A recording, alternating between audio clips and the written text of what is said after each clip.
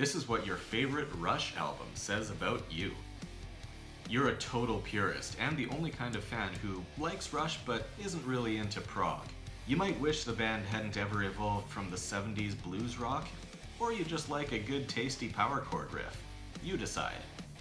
You're an old grizzled fan who, despite liking all the band's material, probably gets more angry than anyone else when the only song of theirs that ever comes on the radio is Tom Sawyer.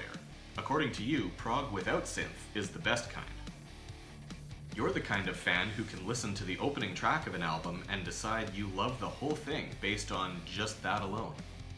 You refer to this album as the manga to Dream Theater's anime. In fact, sometimes you don't even remember that it contains other songs in addition to the title track. And you are such a prog snob that you play concept albums for your unfortunate guests at parties. You are a genuine Rush superfan at the crossroads between those who love the band's early hard rock sound and those who love the synthesizer.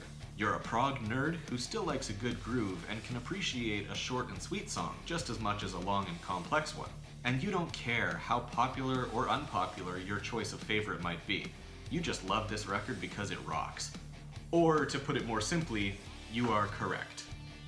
This is basically the same as the last one, except that unlike the Farewell to Kings fan, you were never afraid of your conservative parents catching a glimpse of the records on your shelf. Hey, you know they don't only play Tom Sawyer on the radio, guys. Sometimes they play the spirit of radio too. You, my friend, are a bold one. You chose the most well-known and most commercially successful album in the band's catalog as your favorite, and you do not care if other people call you basic because of it. Hey, you like what you like, and I mean, come on. This one's got YYZ, Limelight, and Red Barchetta. Let me guess. You're a drummer who's looking for a good song to test your chops, but hopefully one that isn't setting the bar too high. And Subdivisions is just right. Oh, this album has other good songs on it? Huh. Cool. You love synthesizers. You really love synthesizers. Your favorite style of music is electronic rock, and you never quite understood why this wasn't considered more of a classic. You are the only person on this entire planet who remembers this album exists.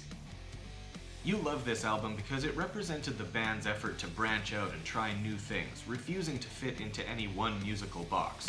You also failed to notice every other fan aggressively facepalming because somehow you missed the fact that Rush has always been that way.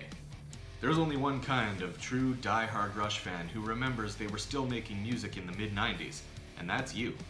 And it hurts you a little bit to have to justify yourself to older fans who simply don't understand that some of the band's best music was forgotten about just because it came out after their heyday.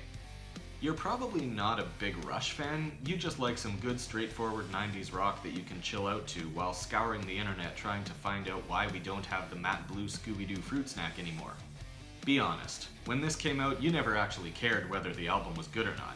You were just happy to have the band back together again. And hey, I don't blame you. You belong to a rare generation of young teens who unironically got interested in the music their dads listened to. You gave your aging parents hope for the next generation, even though you only heard this record because you picked it up out of boredom at Walmart and ended up really liking it. This one might be your favorite, but you'd never say so out loud. Nobody respects the idea that a band's new music might actually be amazing.